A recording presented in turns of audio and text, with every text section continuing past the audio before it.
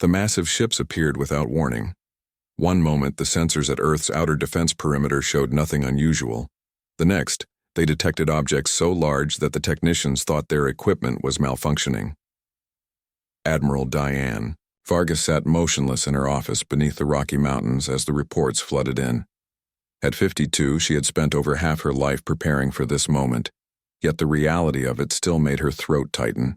Her silver-streaked black hair was pulled back in its usual severe bun, and she wore her blue United Defense Coalition uniform with its minimal insignia.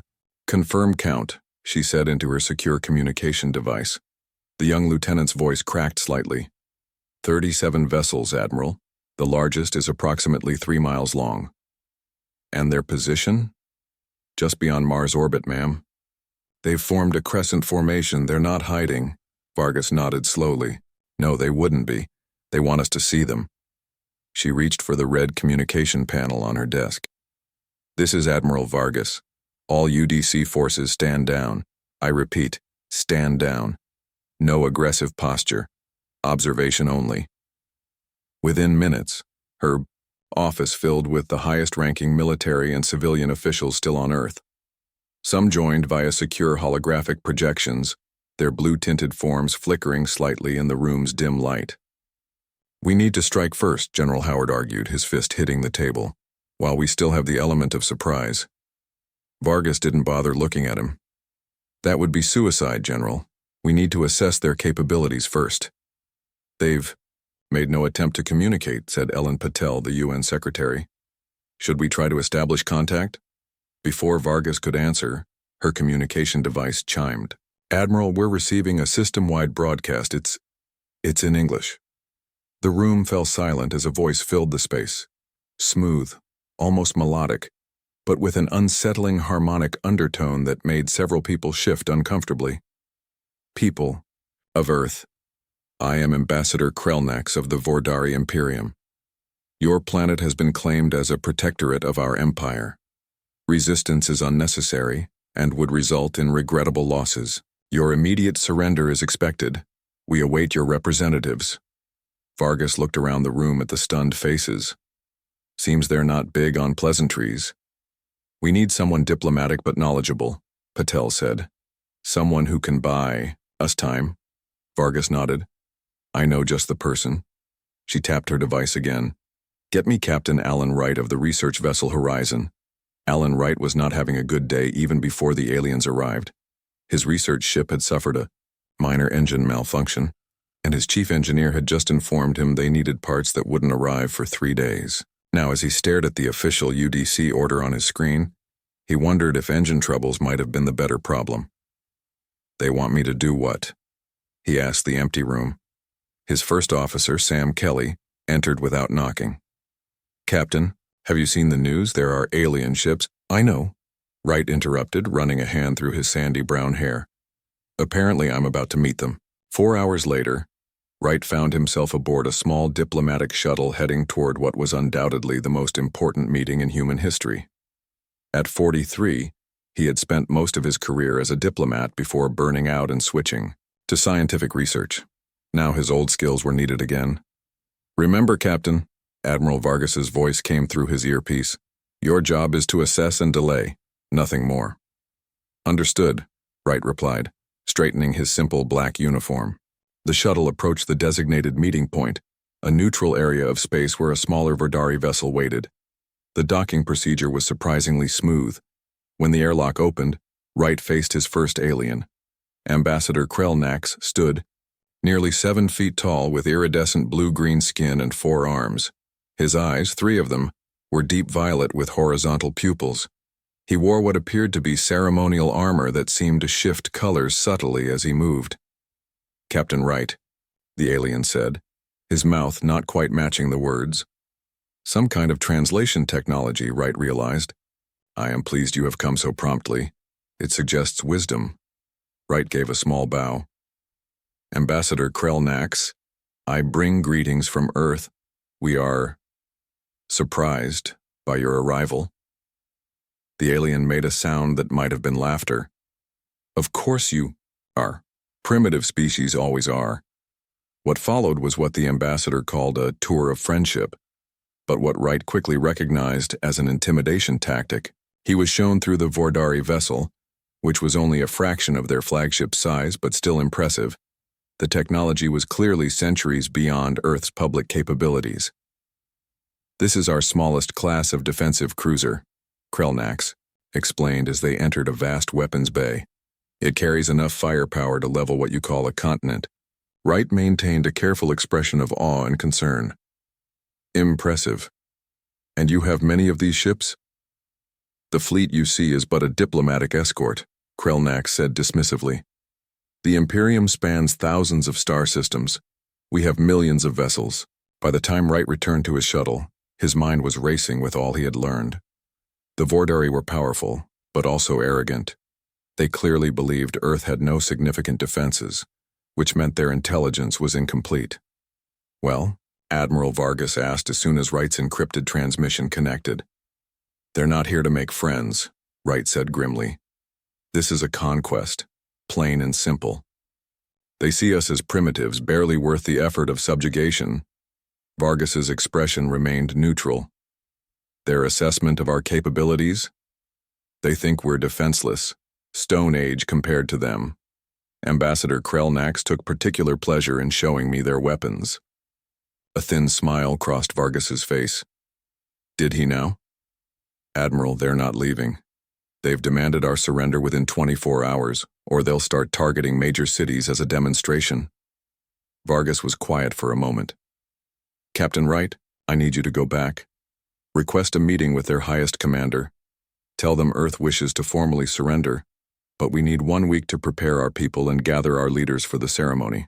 Wright stared at the screen. "We're surrendering. Just buy us the week, Captain. Trust me." After Wright signed off, Vargas turned to her aide. "Send the coded message to all Aegis protocol stations. The phrase is, 'Kraken awakens.' It's time to show these Vordari what humanity has really been up to." 10 years earlier, Dr. Olivia Harmon had been working late in her observatory in Chile when she noticed something strange. A signal, faint but definitely not natural, coming from the direction of Tau Ceti. She rechecked her equipment 3 times before calling her supervisor. Within 24 hours, the discovery was classified. Within a week, she was working for the newly formed United Defense Coalition.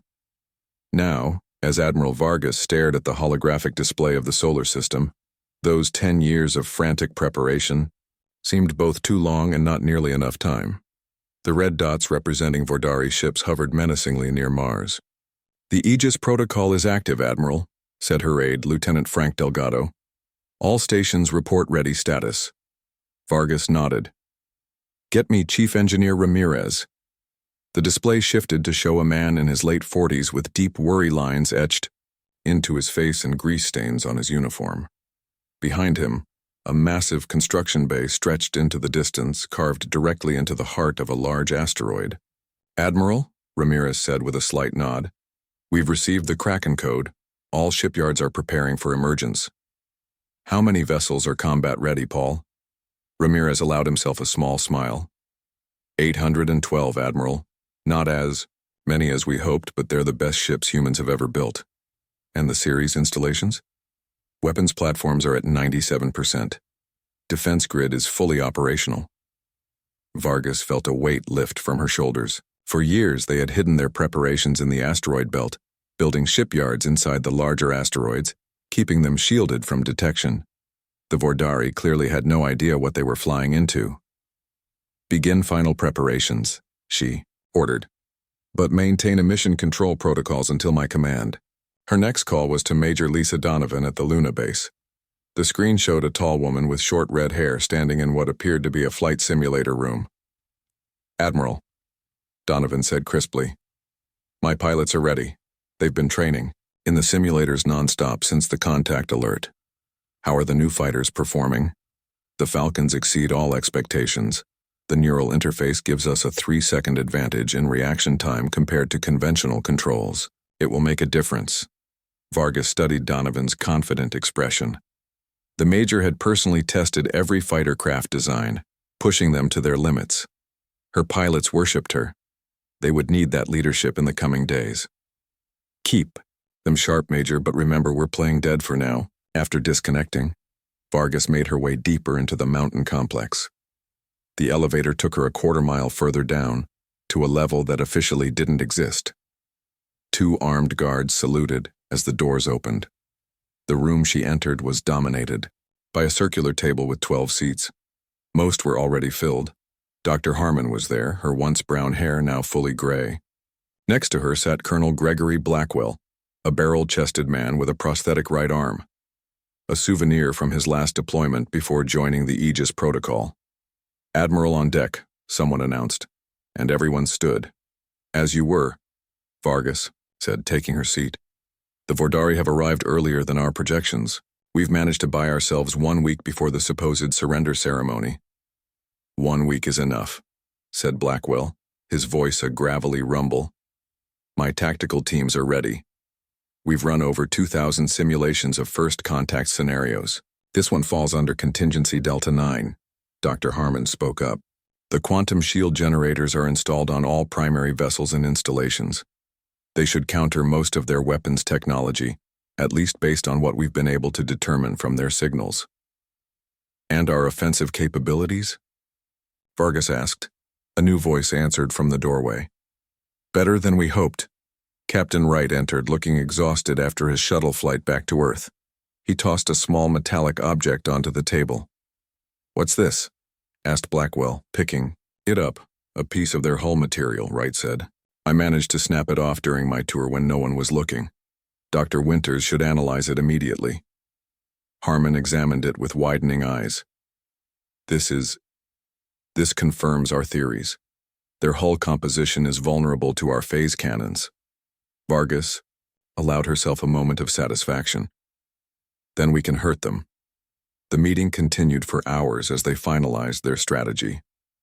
When they emerged, Vargas made her way to the communications center where Andrea Nichols was coordinating the global response. Nichols was younger than most of the senior staff, barely 30, but her genius with communication systems had made her invaluable. Her fingers flew over multiple keyboards as she monitored channels. "The Vordari are broadcasting again," she informed Vargas. "They're showing their fleet to every major news outlet. Quite the light show they're putting on." On the main screen, a massive Vordari battleship fired what appeared to be some kind of energy weapon, destroying a small asteroid. The demonstration was clearly meant to terrify Earth's population. "What's the public reaction?" Vargas asked. "Panic in some areas. Most governments are following our protocol, urging calm and compliance." "Good. What about our hidden communications?" Nichols smiled. "The quantum entanglement network is undetectable. All Aegis facilities are receiving their orders without the Vordari knowing a thing." Vargas placed a hand on the young woman's shoulder. "Send the secondary activation code to Lieutenant Commander Martinez. Tell him to begin deploying the stealth satellites." As Vargas left the communication center, she passed Dr. Kate Winters rushing toward the laboratory, clearly eager to analyze the hull sample. The physicist had developed most of Earth's new shield technology, working closely with Harmon. In her private office, Vargas opened a secure line to the bunker beneath the Pacific Ocean where Earth's political leaders had gathered. The president's face appeared on screen. "Admiral, please tell me we have a chance against these aliens." Vargas straightened her uniform. "Madam President, the Vordari think they're dealing with a primitive species with minimal space capability. They have no idea that we've been building our forces since we first detected their approach a decade ago." She paused. "They've been showing off their warships to scare us. In 1 week, they'll see what Earth has been hiding." Later that night, as the Vordari fleet maintained its position near Mars, tiny objects began moving into strategic positions throughout the solar system. Lieutenant Commander Ben Martinez watched from his stealth command ship as his teams deployed the nearly invisible satellites. "All units, maintain absolute emission control," he whispered into his communicator. "Remember, we're ghosts until the Admiral gives the word." Throughout the solar system, humanity's hidden forces prepared in silence. In the asteroid belt, Ramirez's engineers made final adjustments to ships that had never seen the light of day. On Luna, Donovan's pilots ran their final drills. In underground bases on Earth, Mars, and several moons, weapons were checked and rechecked, and in the depths of the ocean, in a bunker carved into the seafloor, Admiral Vargas reviewed the plan one last time. The Vordari had no idea what was coming. Ambassador Krelnak stood on the observation deck of the Vordari flagship, watching the small blue planet with satisfaction. 5 days had passed since the humans had begged for their week of preparation time. The ambassador found their request amusing, as if a few days would make any difference to the inevitable outcome. "Ambassador," a voice called from behind him. Scout Commander Telvar approached with a data tablet. Unlike Krelnax's ceremonial armor, Telvar wore the practical gray combat suit of Vordari military. "The humans are sending more diplomats to discuss surrender terms." Krelnax made a dismissive gesture with one of his forearms. "Let them talk, it changes nothing." "Yes, Ambassador. However, I've detected some unusual energy readings from their asteroid belt. Nothing significant, but they're primitive mining operations, no doubt," Krelnax interrupted. "They're trying to extract as many resources as possible before we take control." Telvar hesitated. "With respect, Ambassador, the pattern seems unusual for mining." "Your concern is noted, Commander. Increase long-range scans if it will ease your mind, but I assure you these humans pose no threat. Their most advanced vessels are barely capable of reaching their outer planets. Their weapons are chemical projectiles and crude missiles." Telvar bowed slightly and left, unconvinced but unwilling to challenge the ambassador further. On Earth, Captain Alan Wright sat across from 3 Vordari representatives in what had once been the United Nations building in New York. For hours, he and his team had been discussing increasingly complex surrender protocols, requesting clarifications, suggesting modifications, and introducing endless procedural questions. "So, to confirm," Wright said, shuffling through papers slowly, "the Vordari Imperium requires a representative from each Earth nation to sign separate documents. That's over 200 signatures." The Vordari diplomat's 3 eyes blinked in sequence, a sign of irritation Wright had learned to recognize. "Yes, human. As we have stated 3 times already. And each signature must be verified by your authentication process, which takes approximately 1 hour per signature." The Vordari diplomat made a harsh clicking sound. "This is standard procedure for all planets joining the Imperium." "I see," Wright said thoughtfully. "Well, that presents a scheduling challenge. Perhaps we could begin with the 20 largest nations and proceed from there." As the discussion continued in circles, Wright received a subtle notification on his communication device. A single message. 48 hours remaining. Keep stalling. Meanwhile, deep in the asteroid belt, Chief Engineer Paul Ramirez watched as the final vessel in Shipyard Theta was powered up. The massive construction bays hidden inside hollowed-out asteroids had been humanity's greatest secret for nearly a decade. "Power signature stable," reported his assistant. "All systems nominal." Ramirez nodded. "Begin powering up the next shipyard. Maintain minimal emissions." The asteroid belt was alive with carefully controlled activity. What had once been simply rocks floating in space had been transformed into Earth's secret armada. Some asteroids housed shipyards, others contained weapons platforms, and some were themselves massive engines with thrusters attached, mobile fortresses designed by Colonel Blackwell for his unorthodox battle strategies. On the dark side of the eye, Moon, Major Lisa Donovan watched as her pilots ran through their final simulation. The underground hangar bays stretched for miles beneath the lunar surface, completely hidden from Vordari scans. 98% success rate, her lieutenant reported. "Best we've ever had." Donovan nodded. "They're ready. Begin final preparations. For launch sequence, remember, absolute stealth until the signal." In orbit around Jupiter, Lieutenant Commander Ben Martinez monitored the deployment of the last stealth satellite.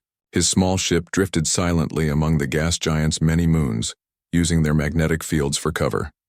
"Satellite network is complete," he reported through the quantum communication link. "We have full coverage of the system. The Vordari won't be able to make a move without us knowing." Back on Earth, in her laboratory beneath the Antarctic ice sheet, Dr. Kate Winters made the final adjustments to the quantum shield control system. Her team had worked non-stop to integrate the technology into every vessel and installation in Earth's hidden fleet. The final calibrations are complete, she announced to Admiral Vargas over the secure channel. Based on the hull sample Captain Wright provided, I've optimized the shield frequencies. They should be effective against most Vordari weapons. Good work, Doctor, Vargas replied. How long will the shields hold? Against sustained fire? Approximately 20 minutes at full strength, but they'll need 10 minutes to recharge after depletion. That's 10 minutes more than the Vordari think we have, Vargas said. Aboard the Vordari flagship, Scout Commander Telvar grew increasingly concerned. The unusual energy readings had increased, though they remained faint and scattered. Ambassador, I must insist we investigate these anomalies, Telvar said, showing Krelnax the latest scan results. Krelnax studied the data with mild interest. Very well, Commander. Send 2 scout ships to the asteroid belt. But I expect you to focus on the surrender ceremony. The Supreme Commander will arrive tomorrow to witness it personally. Telvar bowed and left to dispatch the scout ships. As he walked through the massive vessel, he couldn't shake the feeling that something was wrong. The humans had given in too easily. During his years of service to the Imperium, he had seen many species surrender, but none with such calm acceptance. Back, on Earth, Admiral Vargas received alarming news from Andrea Nichols. The Vordari are sending scout ships to the asteroid belt, Nichols reported. They'll detect our shipyards if they get close enough. Vargas considered this development. Contact Ramirez. Tell him to power down all non-essential systems in the Yo belt, and inform Martinez to keep his stealth satellites away from those scouts. What if they discover us before we're ready? Nichols asked. Then we move early, Vargas said simply. But I'd prefer to stick to the plan. In New York, Captain Wright received urgent instructions from Vargas. He immediately changed tactics in his meeting with the Vordari. After careful consideration, Wright announced, Earth's leaders believe it would be most respectful to hold the surrender ceremony aboard your flagship in the presence of your Supreme Commander. The Vordari diplomat seemed surprised but pleased. This is acceptable. The Supreme Commander arrives tomorrow. The ceremony can take place immediately after. Excellent, Wright said with a carefully measured smile. Admiral Vargas herself will lead our delegation. As Wright left the meeting, he sent a secure message. They've taken the bait. Ceremony set for tomorrow. Throughout the solar system, humanity's forces received the update. The timetable had moved up. They would have less time to prepare, but the core of the plan remained unchanged. Ambassador Krelnax retired to his private quarters aboard the flagship, pleased with the day's developments. The humans were proving more cooperative than expected. Perhaps they could be useful subjects after all. His communication device chimed, interrupting his thoughts. It was Telvar. Ambassador, the scout ships report nothing unusual in the asteroid belt. Just mining operations as you suggested. Krelnax felt a surge of satisfaction. Of course, these humans are primitive but not foolish. They know resistance is pointless. What Krelnax didn't know was that the scout ships had passed within 1,000 kilometers of Shipyard Delta, one of the largest human facilities. As they approached, Ramirez had ordered all systems to power down completely. The massive shipyard, along with 40 completed warships, had drifted silently in the darkness, invisible to Vordari sensors. The deception was working. In less than 24 hours, the Vordari would learn the truth about what Earth had been hiding.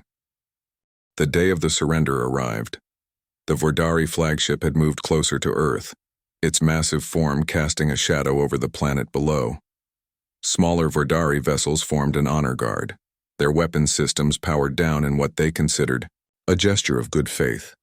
Supreme Commander Drazkur had arrived during the night, his personal vessel even larger than the flagship. He stood nearly 8 feet tall, his skin a deeper blue than Ambassador Krelnax's, with elaborate markings that signified his high rank. 6 Vordari guards flanked him, each armed with energy weapons that could vaporize a human instantly. The War. Humans approach, Krelnax announced as small dots appeared on the viewing screen. One shuttle has agreed. Drazkur's 3 eyes narrowed. Only one? I expected more resistance, more pride. They are a practical species, Supreme Commander. They recognize superior power when they see it. The human shuttle docked smoothly with the Vordari flagship. Admiral Diane Vargas stepped out first, wearing her full dress uniform with all medals and insignia. Behind her came Captain Alan Wright and Major Lisa Donovan, both in formal attire. 4 other humans followed, carrying what appeared to be ceremonial cases containing the surrender documents. "Welcome aboard," Krelnak said with a slight bow. "This is Supreme Commander Drazkur, who honors us with his presence for this historic moment." Vargas gave a perfect military salute. "The honor is ours, Supreme Commander. I am Admiral Diane Vargas of Earth's United Defense Coalition." The Vordari officials led the human delegation through grand corridors to the ship's central chamber. The room was enormous, with viewing windows that showed Earth hanging like a blue jewel against the blackness of space. "A beautiful world," Drazkur commented. "It will make a fine addition to the Imperium." "Yes," Vargas agreed calmly. "Earth has always been worth protecting." The ceremony began with Krelnax explaining the terms of surrender. The humans listened respectfully. When he finished, Vargas stepped forward to speak. "Before we sign these documents, Supreme Commander, we have prepared a small demonstration of respect." Drazkur tilted his massive head. "A demonstration?" Vargas smiled. "Yes, a tradition when one military force yields to another. With your permission, I need to send a signal to Earth." The Supreme Commander nodded his approval. Vargas pressed a small device on her wrist and spoke clearly. "Admiral Vargas, authorization Kraken Prime. Execute." For a moment, nothing happened. Then Donovan's hand moved to her ear as if listening to something. She gave a slight nod to Vargas. "If you would direct your attention to the viewing windows," Vargas said politely. Confused, the Vordari turned to look at Earth. At first, everything seemed normal. Then something extraordinary happened. The oceans began to move. Not with waves or tides, but as if massive doors were opening beneath the water. "What is this?" Krelnax demanded. From 6 different locations across Earth's oceans, enormous structures began to rise. Each was miles wide, water cascading off their surfaces as they emerged. They were launch platforms, and as they locked into position, hundreds of ships began to rise from each one. "Impossible," whispered Drazkur. But the surprises were only beginning. On the moon, what had appeared to be natural craters suddenly shifted. Massive hangar bay doors slid open, and swarms of smaller vessels poured forth. From Mars, ships emerged from beneath the red dust. From the moons of Jupiter and Saturn, more vessels appeared, and then, most shocking of all, the asteroid belt began to move. What had seemed like ordinary rocks now revealed themselves to be disguised shipyards and battle platforms. Hundreds, then thousands of vessels of all sizes appeared, their engines glowing as they moved into formation. "What is the meaning of this?" Drazkur roared, his hand moving to his weapon. "I wouldn't," Wright said softly, nodding toward the windows. A dozen small objects had appeared around the Vordari fleet, Martinez's stealth satellites, now decloaking and revealing themselves as weapon platforms. Admiral Vargas stepped forward, her voice calm but firm. "Supreme Commander, the Earth is not surrendering today. We've been aware of your approach for over a decade. Every signal you sent we intercepted. While you thought we were primitive, we were preparing." On the command screens around them, the Vordari officers watched in horror as their sensors finally detected the true extent of Earth's forces. Over 5,000 vessels of various sizes now surrounded them, having appeared seemingly from nowhere. "This is impossible," Krelnak sputtered. "Your species barely has space travel. Your technology is primitive." "What we showed you was primitive," Wright explained. "What we kept hidden was not." "You deceived us," accused Drazkur. Vargas raised an eyebrow. "You came to conquer us. Did you expect us to be forthcoming?" Scout Commander Telvar burst into the chamber. "Supreme Commander, we're surrounded. Human vessels are everywhere, and they've activated some kind of energy field around our fleet. Our weapons—" He hesitated. "Our weapons can't penetrate it. Dr. Kate Winters's quantum shields had deployed, creating a containment bubble around the Vordari fleet. The aliens were now trapped, unable to attack Earth or escape. "This is the situation, Supreme Commander," Vargas said. "Your fleet is contained. You are outnumbered. We could destroy you now, but that's not our way." "You expect me to surrender to primitives?" Drazkur snarled. At that moment, the chamber doors burst open again. Colonel Gregory Blackwell entered with a squad of soldiers in advanced combat suits. They had been hidden aboard the human shuttle, another part of the deception. "Actually," Blackwell said, his voice gruff, "we expect you to talk. Admiral, the extraction team is ready. The rest of the ship is secure." Vargas nodded. "Thank you, Colonel." She turned back to Drazkur. "Supreme Commander, we're leaving now. In 1 hour, representatives from Earth will contact you to begin proper negotiations. As equals, not conquerors." "You will regret this," Krelnax hissed. "The Imperium has millions of ships. This fleet is just a small fraction of our power." Wright stepped closer to the ambassador. "Perhaps, but now you know that Earth isn't defenseless. And you should consider this. If we hid this much from you while you were watching us, imagine what else we might have hidden." The human delegation backed out of the chamber, covered by Blackwell's soldiers. Within minutes, they were aboard their shuttle, detaching from the Vordari flagship. As they pulled away, Vargas contacted Earth. "This is Admiral Vargas, Phase 1 complete. Begin Phase 2. Across the solar system, Earth's hidden fleet moved into defensive positions. The ships were smaller than the Vordari vessels, but they were numerous and highly maneuverable. Most importantly, they were equipped with Dr. Winter's shield technology and weapons specifically designed to counter Vordari systems. From the moon, Major Donovan's fighter squadrons launched, taking up escort positions around the human diplomatic shuttle. On Mars, additional defense platforms activated, their weapons tracking the Vordari fleet. In the asteroid belt, Chief Engineer Ramirez watched with pride as the fruits of his decade-long labor moved into formation. The mobile asteroid fortresses, each armed with dozens of heavy weapons, shifted into a defensive line between Earth and the deeper solar system. The Vordari had come to Earth expecting to find a primitive, cowering civilization.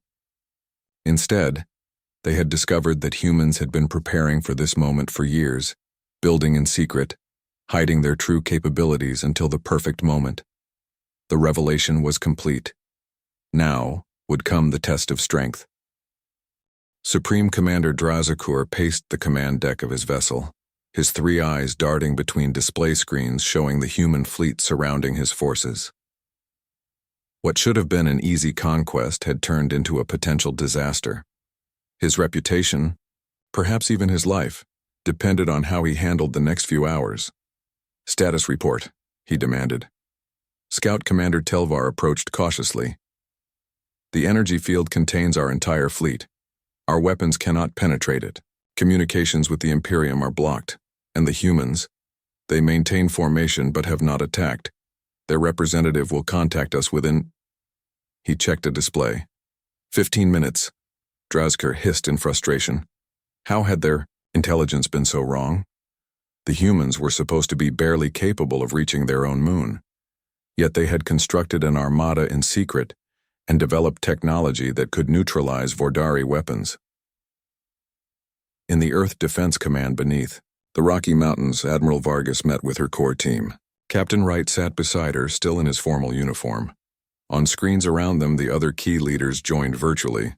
Colonel Blackwell from his tactical ship, Major Donovan from Luna Base, Chief Engineer Ramirez from the asteroid belt, Command Center, and Doctors Harmon and Winters from their respective research facilities. Phase 1 was successful, Vargas stated. The Vordari know our true strength now. Phase 2 is containment, which is proceeding without incident. Now we move to Phase 3, negotiation. They won't surrender, Wright warned, especially not the Supreme Commander. It would mean his death when he returned to the Imperium. We don't need surrender, Vargas replied. We need respect. Enough for them to consider us equals rather than subjects. Dr. Harmon spoke up. Admiral, there's something else you should know. The signals we've been monitoring suggest the Vordari are not the only advanced species in our sector of the galaxy. There are others, some potentially hostile to both humans and Vordari. Vargas considered this. Then perhaps we have more in common with our visitors than either side realized. The communication screen lit up with Ambassador Krelnax's face. Admiral Vargas, your deception was impressive. The Supreme Commander will speak with you now. The screen changed to show Drazkur's imposing figure. Human, you have made a grave error. The Imperium has millions of ships. This fleet is but a tiny fraction of our might. Perhaps, Vargas replied calmly. But we've demonstrated that we're not the primitives you thought we were. Your ships are contained. Your weapons are ineffective against our shields. You face a choice, Supreme Commander. A costly battle here, or a new understanding between our peoples. Drazkur's eyes narrowed. What are your terms? First, acknowledge Earth's sovereignty. We are not joining your Imperium. Second, open fair trade relations. Third, exchange of knowledge, scientific, cultural, and historical. You demand much for a species we only discovered recently. A species that just trapped your invasion fleet, Colonel Blackwell pointed out from beside Vargas. The Supreme Commander was silent for a long moment. I will consider your terms. As a show of good faith, release our fleet from your energy field. A partial release, Vargas countered. We will allow your personal vessel and 3 escorts to maneuver freely. The rest remain contained until negotiations conclude. Before Drazkur could respond, alarms blared on both human and Vordari ships. Andrea Nichols rushed into the command center. Admiral, multiple Vordari vessels just appeared beyond Jupiter's orbit. They appear to be a second wave. On the communication screen, Drazkur looked equally surprised. Those are not my ships. They are not responding to recognition codes. Telemetry data flooded in. 20 large Vordari vessels were approaching rapidly, weapons hot. But they were ignoring the contained Vordari fleet heading straight for Earth. Rogue faction? Wright suggested. Drazkur shook his massive head. No. These are... I recognize the energy signatures. These are ships stolen from our outer colonies. Pirates and mercenaries who use our technology but answer to no one. They're targeting Earth directly, Major Donovan reported from Luna Base. Bypassing our outer defenses. Vargas made a quick decision. Colonel Blackwell, move your tactical group to intercept. Major Donovan, launch all fighter squadrons. Dr. Winters, can we extend the quantum shields to protect Earth? Not fully, Winters replied. We'd have to drop the containment field around the Vordari fleet to redirect that energy. All eyes turned to the screen where Drazkur watched the unfolding situation. The Supreme Commander seemed to be having a fierce discussion with his officers off-screen. Finally, he turned back to the humans. Release my fleet. We will defend against these raiders together. How do we know this isn't a trick? Blackwell demanded. Because, Drazkur said, the Imperium does not allow anyone to steal our technology. And because if I wanted to destroy Earth, I would not need reinforcements. Vargas studied him for a moment, then nodded. Release the containment field. All ships prepare for joint defense operation. As the quantum shields dropped from around the Vordari fleet, tension filled every human command center. Would the Vordari turn on them now that they were free? The answer came moments later as Drazkur's fleet moved into a defensive formation alongside human vessels. The Supreme Commander himself took command of the Vordari forces, barking orders in his native language. The battle that followed was brief but intense. The raiders, expecting to find Earth defended only by the contained Vordari fleet, were unprepared for the combined force that met them. Human fighters darted between the massive Vordari battleships, their smaller size making them hard targets, while they picked off the raiders' engines and weapons. Dr. Winters's quantum shields proved effective not just against Vordari weapons, but against the stolen technology used by the pirates. Colonel Blackwell's unconventional tactics confused the raiders, who were used to fighting more traditional opponents. When it was over, the raiders were in retreat or destroyed. 3 human ships had been lost, along with 1 Vordari vessel. The crews worked together to rescue survivors from both sides. In the aftermath, Drazkur requested a face-to-face meeting with Admiral Vargas aboard a neutral vessel in Earth orbit. Captain Wright accompanied her as they met in a simple conference room. "You fight well," Drazker said without preamble. "Your technology is not what we expected." "We've had 10 years to prepare," Vargas replied. "Ever since Dr. Harmon detected your first signals." Drazker made a sound that might have been laughter. 10 years. We spent centuries building our fleet, and you matched a portion of it in a decade. "Necessity drives innovation," Wright said. "When we knew you were coming, we had no choice but to advance quickly."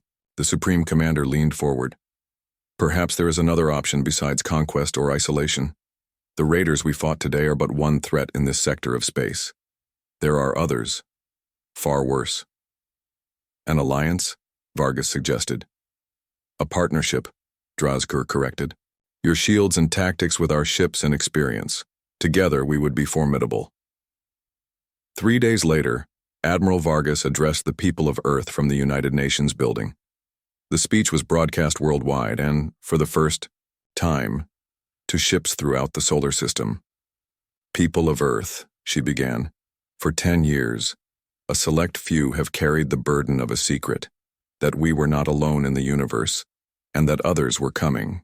Today, that burden is lifted. The Vordari came as conquerors but leave as partners." She explained the new treaty, the exchange programs that would begin, and the Joint Defense Initiative. Earth would remain sovereign, but would join a larger community of worlds. As she finished her speech, Captain Wright approached her with a communication device. "Admiral," he said quietly, "Andrea Nichols has detected new signals from beyond the edge of our solar system." Vargas took the device and studied the data. "Different from the Vordari?" "Completely. Dr. Harmon thinks it's another species entirely." Vargas handed back the device and looked out at the crowd of cheering humans with Vordari representatives standing among them. "Well, Captain," she said with a slight smile, "it seems our work is just beginning. Beyond the solar system, unseen by human or Vordari sensors, ships of a design unlike any they had encountered moved silently through the void, their attention drawn to the unusual alliance forming between two species that were supposed to destroy each other. Earth had revealed its hidden strength to the Vordari. Soon, both would need every bit of that strength for what was coming next.